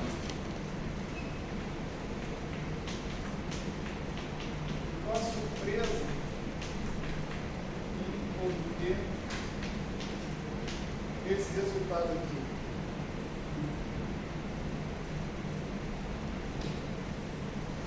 Esse é o mesmo resultado, né, que a gente obtém quando a gente estuda o momento angular na representação de spin J, por exemplo. Certo? A gente parte disso e encontra a representação de spin J do momento angular. Aqui eu estou falando de operadores diferenciais, que na verdade são matrizes infinito por infinito, de dimensão contínua, né? Matrizes de dimensões contínuas. Mas eles satisfazem a mesma álgebra. Né? Eles satisfazem a mesma álgebra porque eles dizem respeito à mesma rotação. Só que essa mesma rotação está sendo vista em representações diferentes. Tá certo? Lá na representação de spin J, a rotação ainda é uma rotação em torno do eixo x, ainda é uma rotação em torno do eixo x, só que na representação de spin J. Aqui é a rotação em torno do eixo x, mais no espaço das funções escalares, por rotações. Tá certo? O que interessa é rotações. Elas são rotações, elas são entidades abstratas que têm, né, uma lei de multiplicação que pode ser deduzida. Essas são as constantes de estrutura, né, no caso das rotações, esses épsilons. A lei de composição pode ser completamente escrita em termos dos épsilons, em todas as órbitas de expansão inteira. Tá certo? Esses são os geradores. Né? Aqui, lá na mecânica quântica, né, essa representação é atribuída ao momento angular orbital. Tá certo? E a gente chega a uma conclusão. Os autovalores do operador J2 são L mais 1, H cortado ao quadrado, lembra? L mais 1. Né? E esse L é obrigado a ser inteiro. Tá certo? Para que as funções escalares sejam single values, né? Sejam univaloráveis. Tá certo? Então você impõe essa condição de que as funções têm que ser univaloradas, e aí isso implica que o L tem que ser inteiro, 0, 1, 2, 3, etc. Então, o momento angular orbital só tem representações associadas com L inteiro, autovalores, né? Os operadores de momento angular ao quadrado.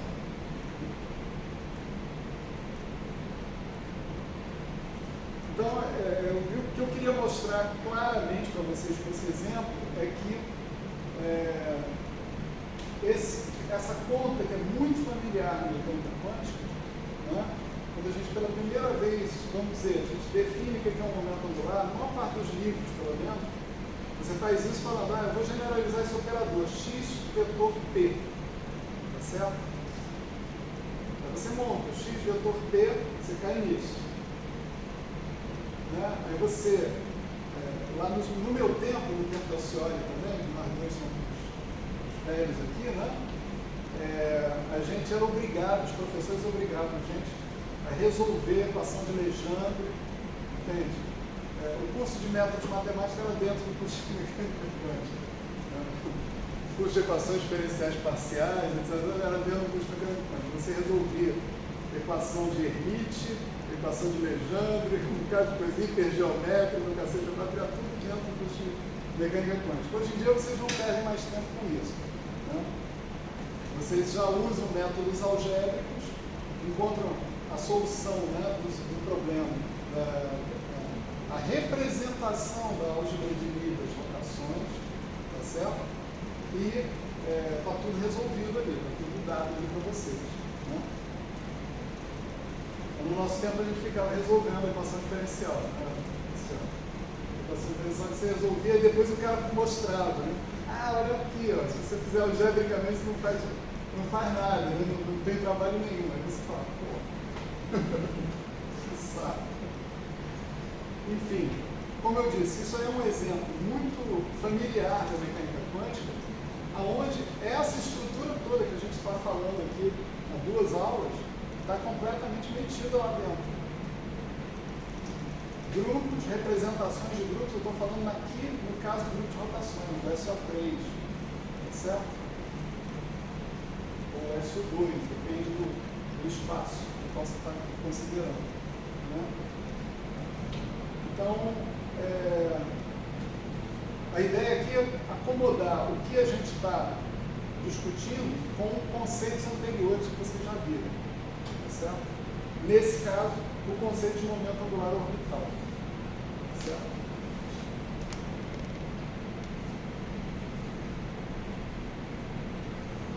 Bom, e em 3 dimensões, por exemplo, isso aqui é tudo, né? Tudo que a gente fez até agora é no espaço das funções escalares, né? Dessas funções misteriosas que se comportam como escalares por rotações. Mas não são tão misteriosas assim. No exemplo delas, elas são exatamente as funções de onda. Né? As funções de onda são tomadas como sendo escalares de rotações, de translações, essas coisas todas. Né? Então, esses exemplos servem também lá para a mecânica quântica, para identificar a estrutura algébrica por trás dessas entidades. Né? Mas vamos supor que, agora é o exemplo 2, né? Que a gente estivesse falando de rotações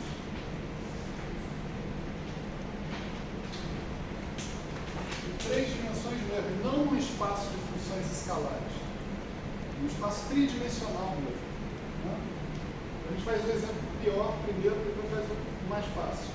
Né? Então, essas rotações, por exemplo, né? Uma rotação em torno do eixo X, tá certo? Você pode escrever assim, né?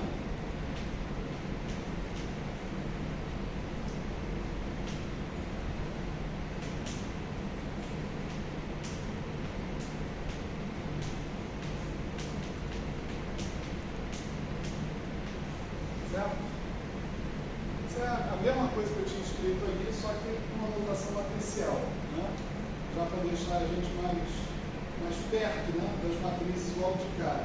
Né? Então, se eu pegar essa matriz e fizer exatamente o que eu falei, que eu ia fazer lá na aula, na penúltima aula, certo?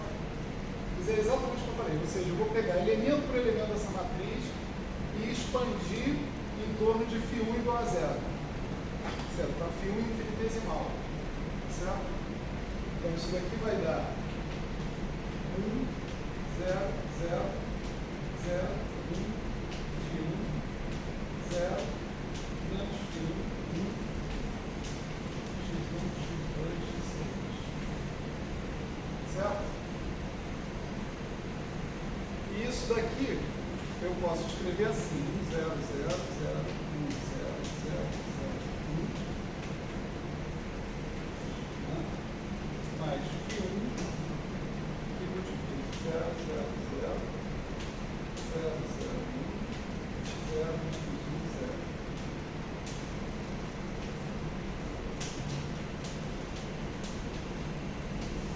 Certo?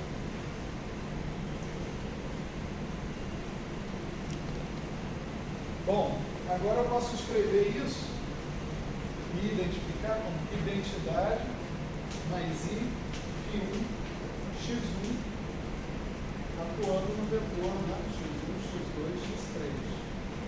Então, quando eu faço isso, eu estou obtendo uma representação das rotações num espaço tridimensional. Ao contrário do que eu fiz antes, que eu estava num espaço infinito dimensional, que era o espaço das funções escalares. Agora eu não estou dizendo que tem nenhuma função se transformando de maneira escalar com isso aqui. Eu estou olhando para a transformação em si no espaço tridimensional.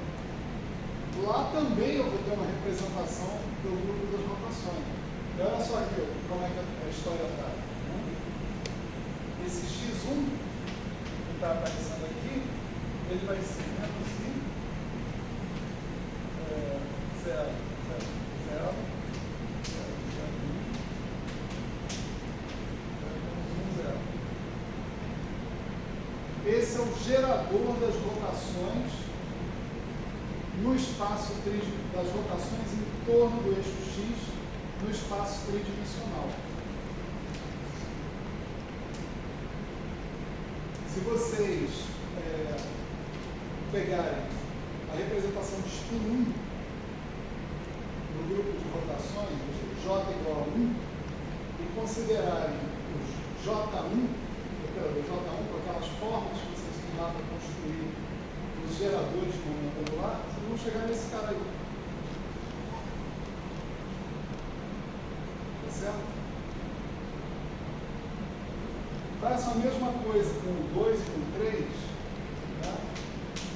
E vocês vão obter menos I,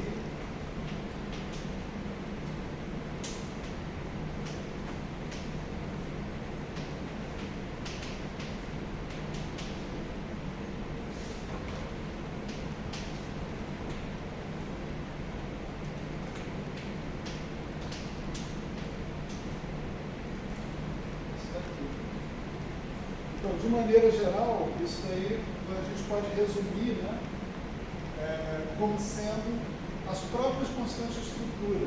Né? Você tem uma fórmula que você pode escrever que x é igual a I, epsilon, I, JK.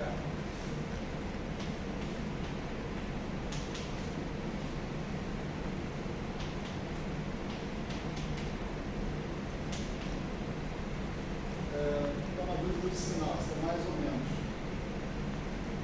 X1, componente JK, é I, epsilon 1, J componente JK. Vamos ver se dá certo. X1, JK, está dando epsilon 1, JK. Então, as únicas componentes diferentes de zero vão ser a 2, 3 e a 3, 2. A 2, 3 tem que ser I. Então, vamos ver aqui. Essa daqui é 2, 3. Então, eu menos aqui. Certo? Você pode resumir essas três formas que estão aqui nesse negócio aí.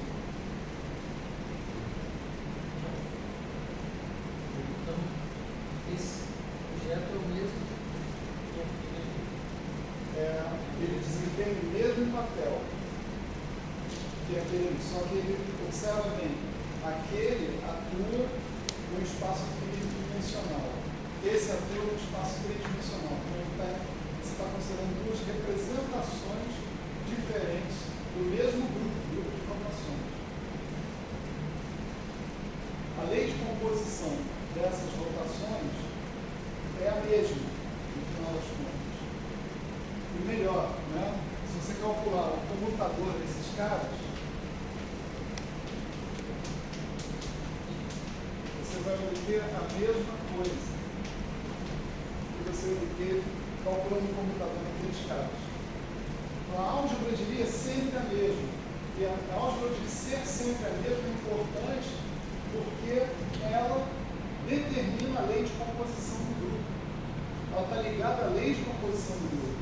Então, independente de onde você for representar o seu grupo, a álgebra de Lie tem que ser sempre a mesma, tem que ser obedecida. A álgebra de Lie é como se fosse um vínculo que tem que ser obedecido, que vai te dizer, eu posso ou eu não posso ter uma representação do grupo nesse espaço? Resposta, sim naquele espaço, sim nesse espaço. Certo? Agora, essa é uma representação do gerador de rotações. Isso. Agora, por exemplo, se eu exponenciar, né? Esse cara que está aqui, isso eu encontrei com a rotação infinitesimal. Se eu exponenciar, eu vou encontrar a rotação finita. Pode ser um exercício. Né? Se eu fizer exponencial, a gente sabe o que é cosseno, o que é seno, né? Em termos de série de Taylor, você vai encontrar a rotação finita. Certo?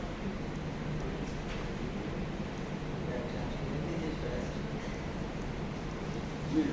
Eu acho que não entendi a diferença de rotação de 3D. Ali Calma. não. Ali eu botei 3D.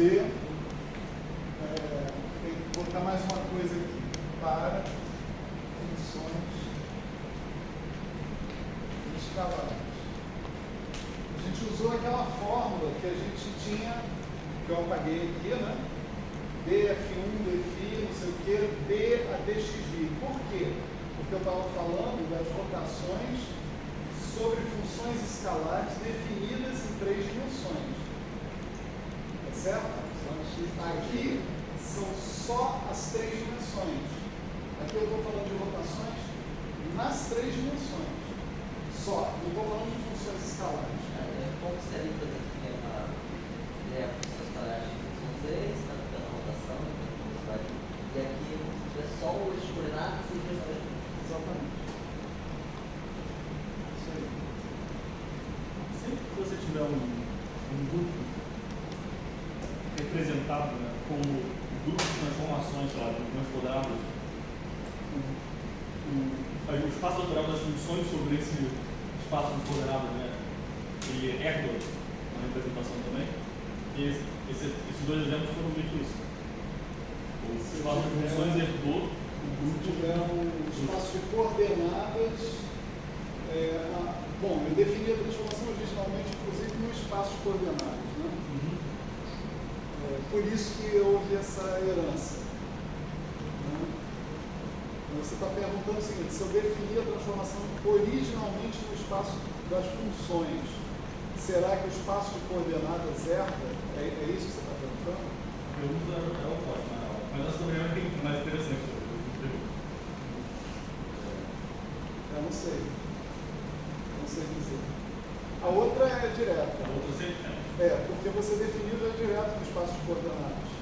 Então, das funções sobre as coordenadas vão herdar. Né? Mas a inversa, não sei se a gente poderia. Não sei mesmo. E o espaço de funções sempre é bonitinho, com a mesma álgebra, a mesma geradores equivalentes, assim, tudo certinho. Bom, deixa eu fazer um último exemplo, né? E a gente, vamos ver se eu consigo fazer a tempo.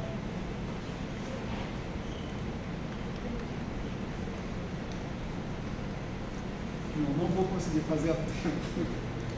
Ainda tem bastante coisa aqui para falar. Se eu começar agora, eu vou até meio de meio. Melhor não. Deixa eu falar uma coisa para vocês, que é o seguinte. Na quinta-feira eu vou estar viajando, então não teremos aula, certo?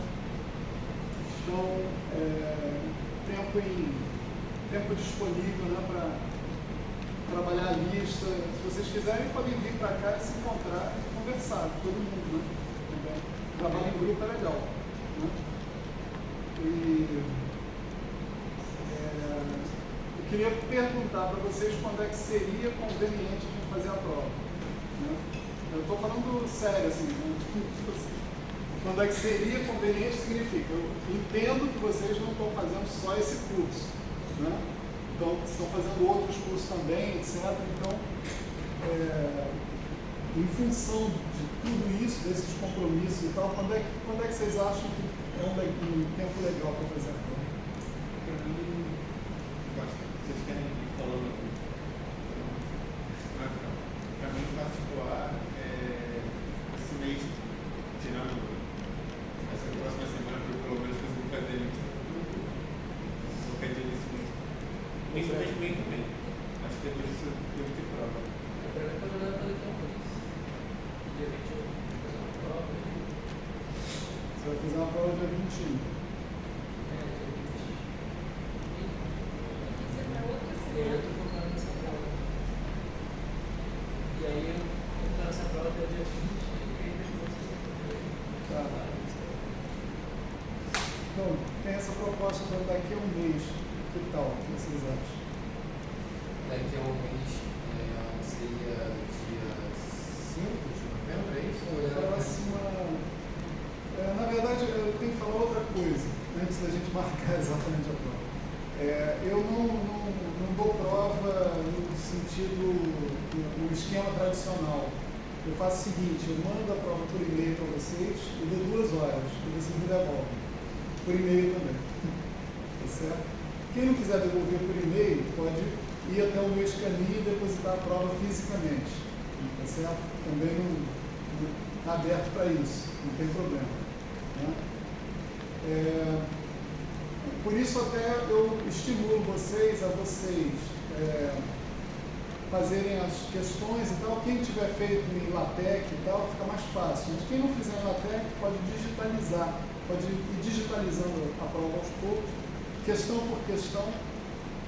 Você pode digitalizar um PDF inteiro e depois você manda imprimir só a parte que interessa, né? Por exemplo, né? Você pode digitalizar tudo de uma vez, toda a lista, né? E aí, quando eu pedir, vocês me mandam só a questão que caiu efetivamente na prova, né? Então, vocês já, em princípio, vão estar com isso pronto, né? Anteriormente, né? E aí vocês podem dedicar essas 2 horas para fazer uma questão, né? Por exemplo, se forem 5, né?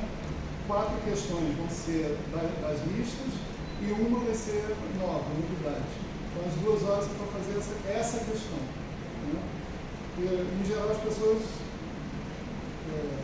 não é uma questão difícil, não é nada esotérico do outro mundo, né? Você dificilmente leva as 2 horas para fazer. Você leva 1 hora, meia hora, uma hora assim, querendo checar muito o que você está fazendo. Mas ele está aqui nessa sala. Não, estão onde vocês quiserem. Não tem problema. Se for assim, para mim, qualquer dia, sei lá, no segundo ou quarto que eu tenho aula. E não precisa ser no dia da aula. Não precisa ser no dia da aula, exatamente. Então, para mim, qualquer dia, tirando o segundo ou quarto, pode ser. E, sei lá, eu preciso de 2 semanas para terminar isso também. Pode ser de noite também, não sei.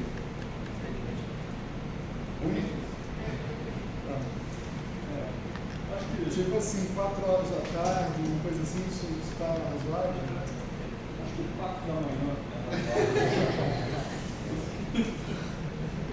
A única coisa que eu sempre peço para vocês é que eu quero ver vocês na prova, tá certo? Vocês podem discutir tudo, todos os problemas entre si, não tem problema, né? Mas eu gostaria de ver a personalidade de cada um em cada prova. Vou dar uma fatia. Aí eu peço Botar uma foto uma boa. Aí você vai perder. Se você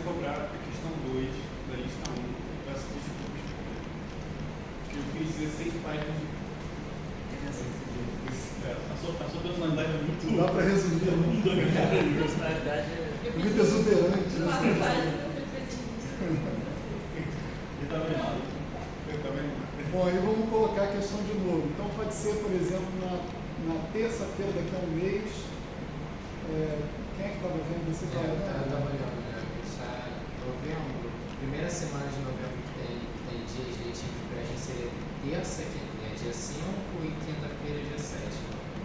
Certo. O que vocês acham? Terça, dia 5. Para mim tá ok. Tudo bem. O Rico podia ser um pouco antes para lançar um mês. Não, ele vai ter a prova nessa semana aqui, dia 21. Ele teria esse dessa semana sobre isso.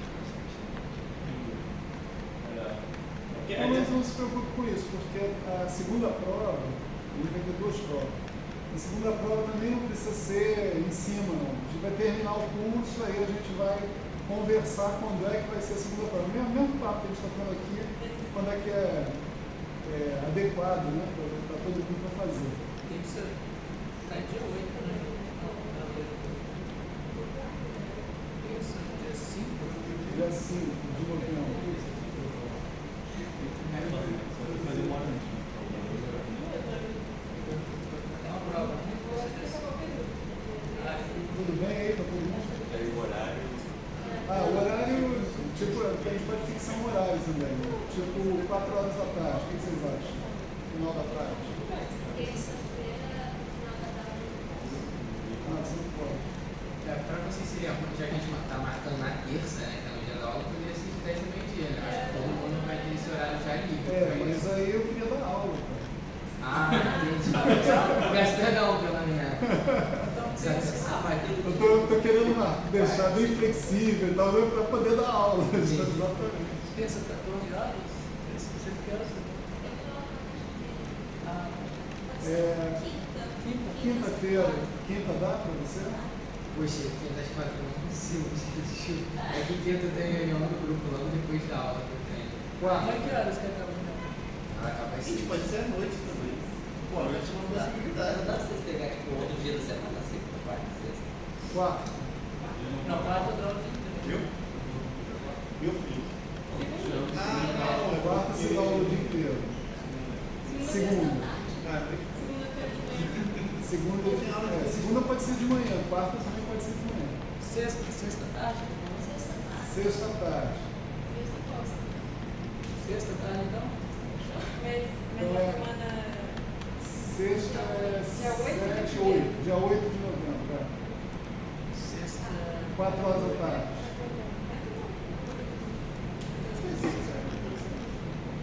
Sempre é muito tarde. Porque eu fico pensando que vai estar em outro conteúdo. Não tem problema não. É porque o conteúdo está bem dividido, né? Tipo, a gente vai estudar para a prova basicamente fazendo a lista. Aí, se você, por exemplo, tu começa a estudar agora, né? Tu vai, mesmo que ele esteja dando uma matéria diferente, tu vai estar fazendo a lista em casa sozinho.